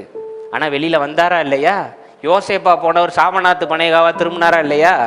அதுதான் தேவன் செய்கிற மிகப்பெரிய அற்புதம். ஆமென். ஒரு சின்ன ஒரு தடை வந்துட்டா இன்னைக்கு சோர்ந்து போயிட வேண்டாம்ன்றதான் இந்த செய்தியுடைய முக்கியமான குறிப்பு. சின்ன தடையா இருக்கட்டும், பெரிய தடையா இருக்கட்டும், தடை வந்துட்டாலே நீங்க வந்து உங்களுக்கே கை குலுக்கிக்கங்க. பயங்கரமான ஆள் போல நம்ம ஆண்டவர் நம்மளை தேர்ந்தெடுத்திருக்கார். உண்மை அதுதான் வேதத்தில் இருக்கு. சும்மா ஒரு ஒரு டைவர்ஷன் இருக்குன்றதுனால நீங்க இலக்கு அடைய மாட்டீங்கன்னு கிடையாது. இன்னைக்கு நம்ம ஊருக்கு போகும்போது ரோட் கன்ஸ்ட்ரக்ஷன் நடக்குதுன்னா ஒரு டைவர்ஷன் வச்சிருப்பான். ஆமாவா இல்லையா? டைவர்ஷனை பார்த்தோன்னா காரை அங்கேயே நிறுத்தி போட்டு ஓன்னு அழுவுறீங்களா? ஐயோ ஊருக்கு போக முடியாமல் ஆயிடுச்சுன்னு. அங்கே ஒரு சின்ன ஒரு குறுகலான பாதை இருக்குன்னு அதை பார்த்து போய் கரெக்டாக ஊருக்கு போய் சேர்ந்துடுறீங்களா இல்லையா? சேர்றோமா இல்லையா? எப்பயாரு பட்டாவது தாண்டி போய் அந்த கல்யாணத்தில் பிரியாணி சாப்பிட்றோன்னு போயிடணுமா இல்லையா? போகிறோமா இல்லையாங்க? வழியே இல்லைனாலும் ஆட்டோக்காரனை காசை கொடுத்து நம்ம இறங்கி நடந்து போயிட்டு இருப்போம். இன்னைக்கு பிரியாணியை சாப்பிட்டேன், அப்போ மட்டும் எங்கே போகுது? தடன்னு நடு ரோட்டில் உட்காந்து அழுவ வேண்டியதானே? தாண்டுறோம்ல. அதே தான் வாழ்க்கையிலையும். இன்னைக்கு நல்லா புரிஞ்சுக்கோங்க, ஏதும் ஒரு சோதனை வந்தா உங்களை நீங்களே தைரியப்படுத்தி கொண்டு சந்தோஷப்படுங்க. தேவன் அடுத்த கட்டத்துக்கு உங்களை எடுத்து செல்லுகிறார் என்று. அல்லேலூயா. அடுத்த கட்டத்துக்கு கொண்டு போய் மேல மேல மேல உயர்த்தி வைக்கிறதுக்கு தான் தடைகள். அப்போதான் நீங்க தகுதிப்படுவீங்க. ஒரச தான் தங்கம் அழகா அணிகலனா ஆகும். இவ்வளவு பெரிய தங்க கட்டியா யாராவது மாட்டிட்டு வரீங்க? நீட்டா அப்படி பூ வச்சதான் வேணும் அப்படின்னு வாங்குறீங்கல்ல. சில பேருக்கு அந்த கிளி கூண்டு வேணும், இலை வச்சிருக்கணும். செய்யறோமா இல்லையா? என்னங்க யாராவது இங்க நான் பல பேரை பார்த்துட்டேன். யாரு கிறிஸ்தவரோட பக்தனா இருக்கீங்க, ஏசு கிறிஸ்து செயின்ல இல்லை, அப்போ மட்டும் காணா போயிடுவார். அப்போ மட்டும் இலை, மயில், முயல் எல்லாமே செயினில் இருக்கும். ஏசு கிறிஸ்து காண மாட்டார். சும்மா நான் அவங்கள்ட்ட விளையாடினேன். உரசுனாதாங்க அந்த அழகான ஷேப்புக்கு வரும். இவ்வளோ வெளியே பிறகு தங்க கட்டியா வாடியா லூசு பய அப்படின்னு வாங்கலாம் இல்லையா? அது மாதிரி ஆண்டவர் உங்களை உரசுறாரு, உடைக்கிறாரு அப்படின்னா இன்னும் மிக அழகான ஒரு காரியத்துக்கு உருவாக்குறதா இதெல்லாம் செய்கிறாருன்னு நீங்கள் உணரணும். ஆமென். பக்கத்தில் பார்த்து சொல்லுங்கள், ஆண்டவர் உடைக்கிறாருன்னா சந்தோஷப்படுங்க சிஸ்டர், இன்னும் சூப்பராக நீங்கள் ஆக போகிறீங்கன்னு கை கொடுங்க. ஏன் கை கொடுக்க வலிக்குதா? கை கொடுங்க. God bless you, God bless you, God bless you. ரெண்டாவது காரியம், எந்த இடத்துல ஒரு தடை ஏற்படுதோ அதே இடத்தில் தேவன் உங்களை கொண்டு அவர் வல்லமையை வெளிப்படுத்துவார். அதுவே ரெண்டாவது காரியம். நீங்க எதுவும் செய்யணும்னு அவசியம் கிடையாது. நீங்க அமைதியா இருந்தா போதும். God will demonstrate his power when there is a diversion. எங்க ஒரு தடை ஏற்படுதோ தேவன் அந்த இடத்தில் உங்கள் மூலியமாக தன்னுடைய மிகப்பெரிய வல்லமை உங்க மூலியமாக செயல்படுத்துவார். என்ன பாஸ்டர் சொல்றீங்க? பவுல் என்ன செஞ்சாரே, ஆவியானவரால் ஏவப்பட்டு உனக்கு கண்ணே தெரியாதுன்னாரு, டப்புன்னு ஒரு வேகம் வந்து மறைச்சிச்சு, கண்ணு தெரியாம போயிருச்சுங்க. அதுக்கப்புறம் என்ன நடந்ததுன்னு பாருங்க. பேச போன இடத்துல வல்லமை வெளிப்பட்டதுனால ஒரு வார்த்தை இயேசு கிறிஸ்துவை பத்தி பேசல, அதிபர் ஏற்றுக்கொண்டார் இயேசு கிறிஸ்துவ, வேலை முடிஞ்சிச்சு. That's it. நான் என்ன சொல்ல வரேன் அப்படின்னா, தடை ஏற்படுது பாருங்க, அது உங்களை சரியான இலக்குக்கு கொண்டு போய் சேர்த்துரும். அதுதான் செய்தி. தடை திசை திருப்புதல் இலக்குக்கு வழிவகுக்கிறது. அவ்வளவுதான், சிம்பிள், முடிஞ்சு போச்சு. அவன் நினைச்சான், ஆஹா பேச விடாம தடுத்துருன்னு. ஆண்டவர் வல்லமையை வெளிப்படுத்தி ஒரு வார்த்தை பேசல பவுலும் பர்னபாசும். ஆனா அந்த அதிபர் ஏற்றுக்கொண்டார் இயேசு கிறிஸ்து. வசனத்தை வாசிங்க, கடைசி வசனத்தை வாசிங்க. அதுல read me the last verse. 12th verse. அப்பொழுது அதிபதி சம்பவித்ததை கண்டு கர்த்தருடைய உபதேசத்தை குறித்து அதிசயப்பட்டு விசுவாசித்தான். முடிஞ்சு போச்சு. ஒரு வார்த்தை பேசலங்க பவுலும் பர்னபாசும். எங்க இயேசு கிறிஸ்து எவ்வளவு பெரிய ஆள்னு சொல்லல, ஆனா இயேசு கிறிஸ்து இவர்கள் மூலியமாக வல்லமையை செயல்படுத்திய உடனே ஒரு வார்த்தை பேசப்படவில்லை, கண் முன்னாக காண்கிறார், ஏற்றுக்கொண்டு விட்டார் இயேசு கிறிஸ்துவ. திசை திருப்பினது கடைசியில் என்ன ஆயிடுச்சு? இலக்குக்கு வழிவகுத்துருச்சு. பவுலும் பர்னபாசும் போன வேலை வெற்றிகரமா முடிஞ்சது. தேவனுடைய நாமம் மகிமைப்பட்டது. அவ்வளவுதான். That's it. Game over. நான் என்ன சொல்ல வரேன் அப்படின்னா, வாழ்க்கையில தடைப்பட்ட அடுத்து என்ன செய்வோம்னு பயப்பட வேண்டாம். தேவன் இதை எப்படி திருப்ப போறான்னு ரொம்ப ஜாலியா வெயிட் பண்ணி பார்க்கணும். ஏன்னா நீங்க எதுவும் செய்ய வேண்டாம், அவரே உங்களுக்கு வல்லமையை கொடுப்பார், உங்க மூலியமா காரியங்களை செயல்படுத்துவார். எந்த இலக்குக்கு போகணுமோ, தாவீதை கொண்டு போய் கோலியாத்தை அடிச்ச மாதிரி உங்களை அழகா கொண்டு போய் ஜெயிக்க வச்சுட்டு போயிட்டே இருப்பார். நீங்க அமைதியா இருந்து வேடிக்கை பார்த்தா போதும். 3 விஷயம். ஃபர்ஸ்ட் ஒன், திசை திருப்புதலை கண்டு அஞ்சக்கூடாது. ஓகே. செகண்ட் ஒன், எங்க திசை திருப்பப்படுதோ தேவனுடைய வல்லமை புறப்பட்டு ஓடுகிறது. 3வது, எந்த இடத்தில் திசை திரும்பப்பட போகிறதோ அங்கே தேவன் உங்களை அனுப்புகிறார். எதற்கு? உங்களை அங்கு அனுப்பி அவருடைய வல்லமையை உங்கள் மூலியமாக வெளிப்படுத்தி உங்களை சாட்சியாக மாற்றுவதே தேவனுடைய சித்தம். முடிஞ்சு போச்சு. எனவே திசை திருப்பினா, பிரச்சனை வந்தா, தடை வந்தா, அது பிரச்சனை கிடையாது, ப்ரொமோஷன் சொல்லணும்னா. ஆமே. ஆர்மி தெரியுமா? Indian army. எங்க டக்குன்னு ஒரு சல்யூட் வைங்க இந்தியன் ஆர்மிக்கு.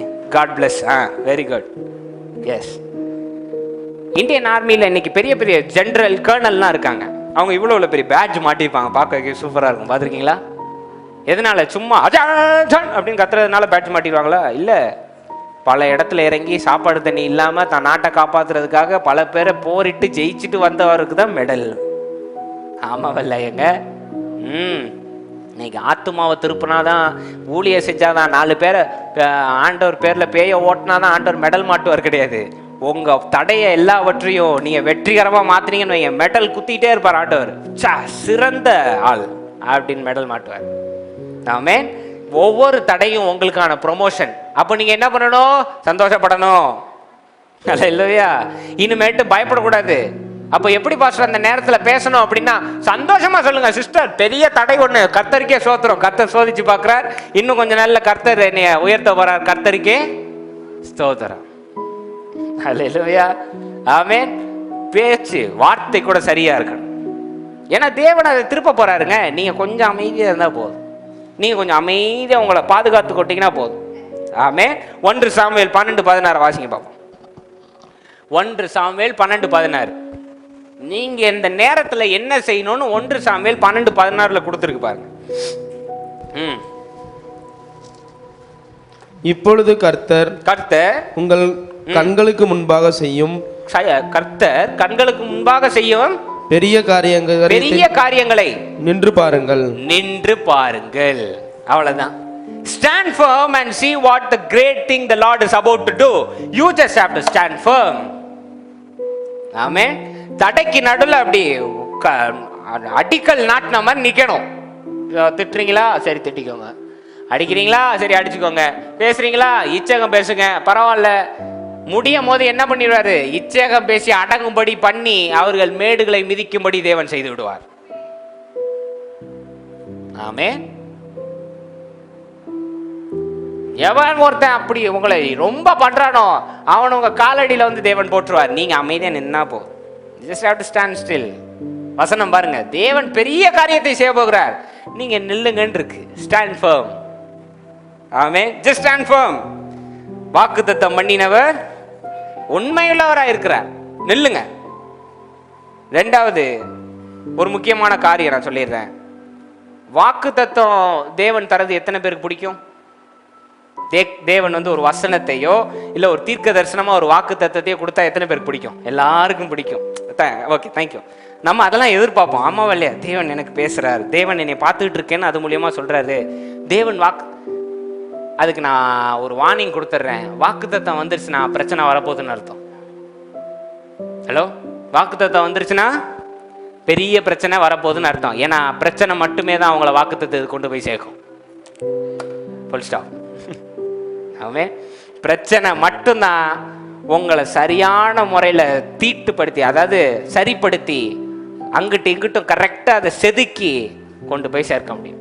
இன்னைக்கு சிலைகள் பார்க்குறீங்களே, இன்னைக்கு நம்மளுடைய முன்னோர்கள் எப்படிப்பட்ட சிலைகள் செஞ்சுருக்காங்க. என்ன அப்படியே இப்படி வலிக்காமல் அப்படி இது பண்ணதுனாலயா? பெரிய பெரிய இதை வச்சு அடி, ஒவ்வொரு தடையும் அடிக்கணும், கல்லை உடைக்கணும், உடைச்சாதான் அது ஷேப்புக்கு வரும்.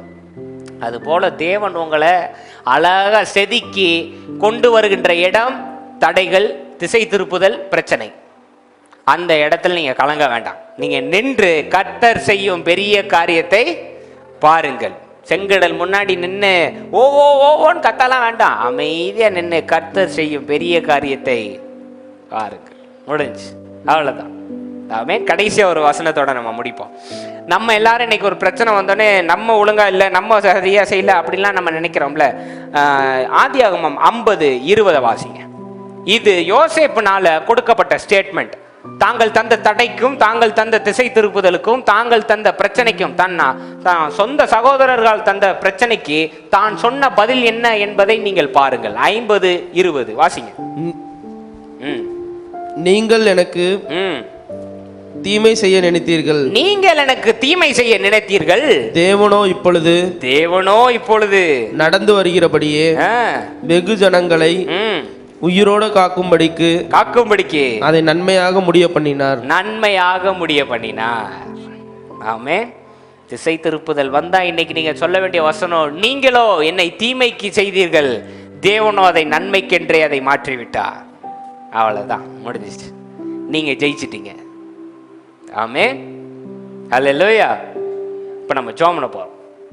எதுக்கு ஜெபம் பண்ண போறோம் அப்படின்னா, ஆண்டவரே எனக்கு பலன் தாங்க, இந்த பிரச்சனையை கடக்கிறதுக்கு பலன் தாங்க. பலன் இருக்கு, கிருபை இருக்கு. கிருபை இருக்கிறனால தான் பிரச்சனைக்கே அனுப்புறாரு, அதை மறந்துட வேண்டாம். உங்கள்கிட்ட கண்டென்ட் இருக்கு, அதனால தான் உங்களை சோதிச்சு பார்க்குறார். திருடன் திருட வருகிறான். அப்போ எதுக்கு பாஸ்டர் ஜெபம் பண்ணோம்? எந்தெந்த வாசல் அடைச்சாரோ, எந்தெந்த திசையை திருப்பினாரோ, எந்தெந்த பிரச்சனை இன்னைக்கு உங்க வாழ்க்கையில இருக்கோ, அந்த பிரச்சனைக்கு இன்னைக்கு நன்றி சொல்லுங்க. ஹலோ, என்ன பாஸ்டர் பிரச்சனைக்கு நன்றி சொல்லுங்க? கோலியாத் அன்னைக்கு இல்லைன்னா இன்னைக்கு இந்த 150 சங்கீதம் கிடையாது. ஆமே. அன்னைக்கு அந்த 10 சகோதரர்கள் செய்யலைன்னா இன்னைக்கு யோசேப்பு கிடையாது. அன்னைக்கு இயேசு கிறிஸ்து சிலுவையை தூக்கலைன்னா இன்னைக்கு உங்களுக்கு எனக்கு மீட்பர் கிடையாது. ஆமென். ஹல்லேலூயா. அன்னைக்கு அந்த கள்ளத்தீர்க்கதரிசி வரலனா இதை சொல்ல மறந்துட்டேன் பாருங்க. அந்த அதிபர் புத்திசாலின்னு இருந்தது ஒரு வார்த்தை, கவனிச்சிங்களா? இன்டெலிஜென்ட் மேன் அப்படின்னு இருந்தது. இவங்க போய் பேசியிருந்தா இன்டெலிஜென்ட் மேன் அவ்வளவு சீக்கிரமா இயேசு கிறிஸ்துவை ஏற்றுக்கொள்ள மாட்டான், கேள்வி கேட்பான், ஜாஸ்தி கேள்வி கேட்பான். அதனாலதான் இப்படி ஒரு திசையை திருப்பதி, அவனை ஒரு பிரச்சனையை கொண்டு வந்து நீ பேச வேண்டாம், என் வல்லமையை நீ செயல்படுத்தி காட்டு, அப்ப அவன் ஏற்றுக்கொள்வான். இவ்வளவு பெரிய நாடகத்தையும் தேவன் அரங்கேற்றி இருக்கிறார். அல்லேலூயா. ஆமென். இப்போ உங்களுக்கு புரியாது ஏன் இந்த பிரச்சனை நடக்குது. நம்ம ரொம்ப சோகமாயிடக்கூடாது. இன்னைக்கு நான் தான் சொல்றேன், ஜெபம் பண்ணும் போது ஆண்டவர் இந்த பிரச்சனைக்கு கோடான கோடி நன்றி, இதுல நீங்க என்னை செதுக்கி ரொம்ப சிறப்பா ஆக்க போறீங்க, ரத்தன கற்களை மாத்த போறீங்க, இது முடியும் போது என்னை அப்படியே உயர்த்தி வைக்க போறீங்க, இவ்வளவு பெரிய ஒரு ப்ரொமோஷன் தந்ததுக்கு நன்றி. நீங்க நன்றி சொல்லிட்டு போங்க. எதை தேவன் திருப்பணுமோ நீங்க அமைதியா நின்று பாருங்க, அவர் மிகப்பெரிய காரியத்தை உங்கள் கண் முன் நடத்துவார். அல்லேலூயா. இன்னும் 2 நாள்ல அக்டோபர் 1 நீங்க கால் எடுத்து வைக்கிறீங்க. தேவன் உங்களுக்கு சொன்ன வாக்குத்தத்தம் ஏசாயா 60:1, எழும்பி பிரகாசி, உன் ஒளி வந்தது, கர்த்தரின் ஒளி உன்மேல் உதித்தது. ஆமென். Arise and shine, the light of the Lord has come upon you, you shall come forth. Amen. October மாதத்தின் வாக்குத்தத்தம், எழும்பி பிரகாசி, உன் ஒளி வந்தது, கர்த்தருடைய ஒளி உன்மேல், உங்கள் மேல், பக்கத்தில் பார்த்து சொல்லுங்க, உன்மேல், உன்மேல், என் மேல், to you, up to you, உங்கள் மேல் உதித்தது. கண்களை மூடுங்க, நாம் ஜெபிப்போம்.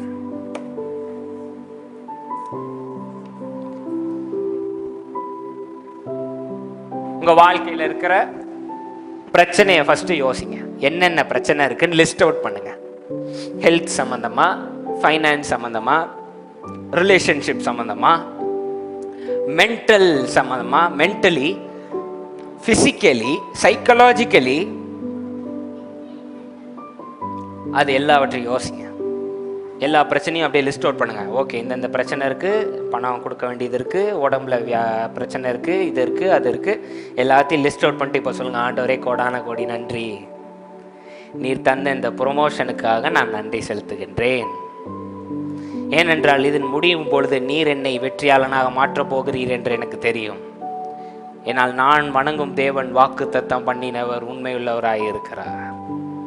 நான் வணங்கும் தேவன் அவர் பொய் சொல்ல மனிதனும் அல்ல, மனமாற உத்திரனும் அல்ல. அவர் சொல்லியும் செய்யாதிருக்கின்ற தேவன், வசனித்தும் நிறைவேற்றாதிருப்பாரோ என்று சொல்லுகிற தேவன். நீர் எல்லாவற்றையும் வாய்க்க செய்ததுக்காக நன்றி. நீர் இந்த பிரச்சனையை தந்ததுக்காக நான் கோடி நன்றி செலுத்துகிறேன். இதிலிருந்து நான் கற்றுக்கொள்ள வேண்டிய காரியங்களை நீர் எனக்கு கற்று தந்ததுக்காக நான் நன்றி செலுத்துகின்றேன். இந்த பிரச்சனையின் மூலியமாக சாதாரண ஒரு கல்லாக இருந்த என்னை தலைக்கு மூளைக்கல்லாக மாற்றியதற்காக நான் நன்றி செலுத்துகின்றேன். இந்த பிரச்சனையின் மூலியமாக எனக்கு கனிகளை நீர் கற்று தந்ததுக்காக நன்றி செலுத்துகின்றேன். பொறுமை, அன்பு, கிருபை, தயவு, சாந்தம், மன்னிப்பு எல்லாவற்றையும் கற்று தந்ததற்காக நன்றி செலுத்துகின்றேன். இந்த பிரச்சனையின் மூலியமாக எனக்கு மிகப்பெரிய ஒரு ஆசீர்வாதத்தை வைத்திருக்கிற தேவன் உமக்கு நான் நன்றி செலுத்துகின்றேன். ஆண்டவரே, வந்திருக்க ஒவ்வொருவரையும் நான் உம் கரங்களில் ஒப்புக் கொடுக்கின்றேன். இவர்கள் வாழ்க்கையில் நடக்கின்ற திசை திருப்புதல், தடைகள், பிரச்சனைகள் எல்லாவற்றையும் நீர் அனுமதிக்கிறீர் என்று நாங்கள் அறிகின்றோம். அது எங்கள் நன்மைக்கே என்றும் நாங்கள் விசுவாசிக்கின்றோம். நான் நன்றி செலுத்துகிறேன். இவர்கள் ஒவ்வொருவரும் அந்த நேரத்தில் மனம் தளராமல் நிலைத்து நின்று உம்முடைய மகிமை காண நீர் ஒவ்வொருவருக்கும் உதவி செய்யும். வந்த ஒவ்வொருவரையும் நான் ஆசீர்வதிக்கின்றேன். பொறுப்பெடுத்துக் கொள்ளும் வழி நடத்தும். இயேசுவின் நாமத்தில் கேட்கிறேன் ஜீவனுள்ள நல்ல பிதாவே, ஆமென், ஆமென், ஆமென். பக்கத்தில் பார்த்து சொல்லுங்க, நீங்க வெற்றிக்கு ரொம்ப பக்கத்தில் இருக்கீங்க. நீங்க வெற்றிக்கு ரொம்ப, you are very close to the victory. Rise and shine, for your time has come. The light of the Lord shall come forth upon you. God bless you. Shalom.